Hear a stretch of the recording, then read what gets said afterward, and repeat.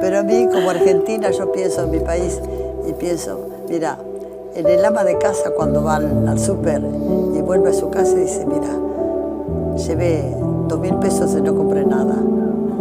El costo de vida es un horror. ¿Cómo hemos llegado a esto? Bueno, a ver, esto es parte de la decadencia argentina. ¿Pero va a bajar esto alguna vez? Esto se puede modificar. Lo bueno es que se puede modificar. Mire, yo le cuento. Yo soy A mí no especialista. me falta nada. Pero pienso en la gente que realmente los sueldos no alcanzan. Mire, bueno, por eso, a ver, contame. para mí esto no es un problema porque esto está resuelto en la teoría económica. Es decir, de hecho yo soy especialista en crecimiento económico con y sin dinero. Es decir, sé cómo se hace para crecer, sé cómo se termina con la pobreza y sé cómo es terminar la inflación. O sea, eso digamos que es básicamente lo que necesita Argentina. Argentina entró al siglo XX siendo el país más rico del mundo. Hoy Argentina... ¿Escucharon, no?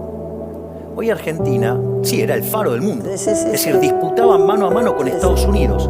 Hoy Argentina está de la mitad de la tabla para abajo. Argentina tiene 40% de pobres en la medición del primer semestre. Hoy ese número está más cerca de 50. Y este es un dato gravísimo. Fíjese esto. Argentina produce alimentos para 400 millones de seres humanos. La presión fiscal en el campo es del 70%. Quiere decir que el Estado se queda con el alimento de 280 millones de seres humanos. ¿Me puede explicar cómo puede ser que en Argentina haya 5 millones de argentinos que no le alcanza para comer? Es decir, entonces el problema acá son los políticos. Es decir, acá hay un modelo, sí, que se aplica desde hace 100 años y lo único que hace es empobrecer a la gente de bien. Entonces, con la idea esta nefasta, digamos, son dos ideas, ¿no? Lo que nos hunde. Una es una que dice que donde hay una necesidad nace un derecho. Pero ¿cuál es el problema? Las necesidades son infinitas y usted el derecho alguien lo tiene que pagar y los recursos son finitos. Usted ahí tiene un conflicto. ¿Qué hace entonces el político con la idea de la justicia social? Esa idea aberrante. Genera déficit fiscal. ¿Con qué lo financian primero? Con deuda. Cuando hay que pagar, ¿qué pasa? No pagamos. Entonces, Argentina es el máximo defaulteador serial de la historia moderna. En el fondo... Espere que ahí, ahora le contesto también. Llega, pero deme tiempo. Después, fíjese, el otro mecanismo que es financiarlo con emisión monetaria. Recién vimos lo que es el desastre, ¿no? Haberle sacado 13-0 a la moneda, le podríamos sacar 3 más ya, ¿no? Fíjese, y la otra es, nos suben los impuestos. Tenemos la presión fiscal en blanco más alta del mundo. Es imposible vivir. Tenemos 170 impuestos.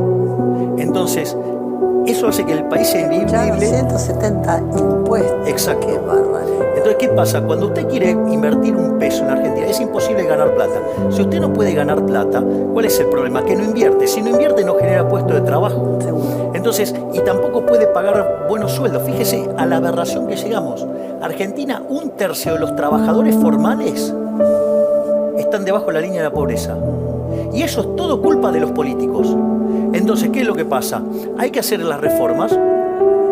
La evidencia empírica existe, la teoría económica existe. Es decir, está todo inventado, no hay que inventar nada nuevo.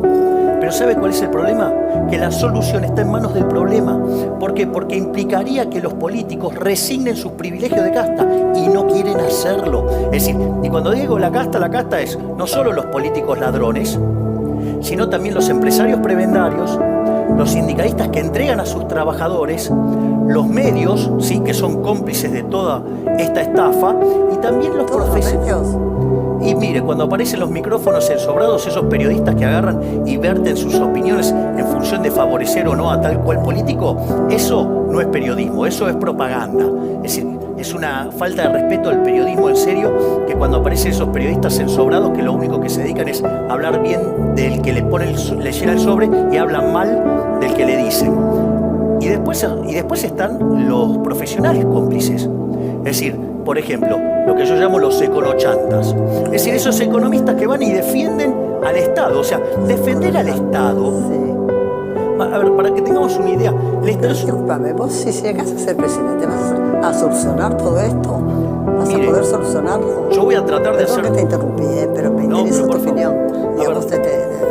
¿Por qué sería la dama consorte? La consorte no. La primera dama. Claro, sí. La primera dama. Entonces, se puede puede arreglar? Sí, pero lo que no hay que mentirle a la gente, es decir, esto requiere muchísimos años. Nosotros, de hecho, hemos presentado un programa económico y todo un programa de gobierno para 35 años. Eso, digamos, se estudia en economía, se llama convergencia, pero fíjese, en los primeros 15 años de aplicar todas las reformas pro mercado que estamos proponiendo nosotros, en 15 años podríamos parecernos a países como, por ejemplo, Italia, Francia, o como, por ejemplo, podría ser un poquito mejor que España. En 20 años nos podríamos parecer a Alemania. En 35 años nos podríamos parecer a Estados Unidos. Y en 40 años nos podríamos parecer, por ejemplo, a Irlanda. Entonces, ¿se puede hacer? Sí, pero hay que hacer reformas pro mercado. Ahora, ¿qué es lo que pasa? Cuando te hacen reformas pro mercado, los que pierden son los políticos. Es más, digamos, lo primero que hay que entender es que cuando uno hace crecer el Estado, lo que está haciendo es no solo cercenar las libertades, sino lo que hace es hacer que el sistema funcione peor. Pero fíjese esto, Argentina desde el Rodrigazo hasta acá triplicó el tamaño del Estado y miren la cantidad de pobres, casi lo multiplicó por 10. Es decir, acá el problema es el Estado. Es decir, que dejen de robar. Pues ahí está. Mire, fíjese, caso Insaurralde. ¿Qué dice el caso Insaurralde? Dice, Milei tiene razón. Es decir, cuando yo digo que hay que recortar con una motosierra al Estado, me dice, ay, no se puede. ¿Cómo que no se puede? Ahí está, digamos, el Estado. Porque todo lo que hace el Estado lo hace mal. Los viajes a Colombia, ¿no? A Colombia, ¿qué ha hecho? 27 viajes a Colombia. 200 en un año. Pero, ¿qué lleva plata? ¿Qué hace? ¿Lleva dinero? No sé qué es lo que hace, ¿Qué se pero... puede hacer? Mire, lo mejor que usted puede hacer para terminar con la corrupción es achicar el Estado. La corrupción es inherente a la existencia del Estado. Mire, yo le voy a explicar por qué. Bueno, está bien, digamos, era liberal, Alzogaray. Era un liberal clásico. Yo soy liberal minarquista. O sea, soy bastante más liberal todavía. Pero, ¿qué es lo que quiero decir con esto? Que, por ejemplo, si usted tiene corrupción en una empresa, por ejemplo, suponga que tiene un comprador desleal y paga más por los insumos. Quiere decir que a usted le puede aparecer otra empresa que pueda vender su mismo producto a un precio más bajo o al mismo precio uno de mejor calidad o alguna combinación que a usted lo lleva a la quiebra. Es decir, en la economía de mercado los corruptos quiebran. Es decir, porque es una suerte de ineficiencia. Ahora, cuando la corrupción tiene lugar en el Estado, le pasa la cuenta al sector privado. Entonces, usted quiere, digamos, terminar con la corrupción, hay que ir contra el Estado. Estas cosas, a ver, ningún empresario, por ladrón corrupto que sea, no puede comprar los favores que el político corrupto no tiene para vender. Es decir, porque esos favores surgen del monopolio de la violencia que tiene el Estado. Es decir, el Estado es una asociación criminal, ¿sí? Es una suerte de mafia organizada, ¿sí? Que vive de una fuente coactiva de ingresos. Claro, el Leviatán. Sí. Entonces, ¿por qué? ¿Y qué vive? De una fuente coactiva de ingresos que se llama impuestos. De hecho, los impuestos, ¿por qué se cree que se llaman impuestos? Nadie los paga voluntariamente, son a punta de pistola. Y si usted se fija... En el caso de los alquileres, por ejemplo, la gente está desesperada. Bueno, fíjese. ¿Ustedes qué posición tomaron? Yo, digamos, en todos los casos voté por la eliminación de la ley de alquileres. Sí. El problema es que la ley de alquileres la puso Juntos por el Cambio. Es decir, la ley de alquileres, que es un avance sobre la propiedad privada, ¿sí? Es una ley que la mandó a un señor llamado Lipovetsky y le arruinó la vida a todos los argentinos que tienen que alquilar. Sí, y a él nadie puede alquilar. El kirchnerismo, frente a eso, ¿qué quiso hacer? Un parche nefasto, como todo lo que hace el kirchnerismo, todo mal. Ahora, del otro lado, Juntos por el Cambio, en lugar de ir por la derogación, ¿sí?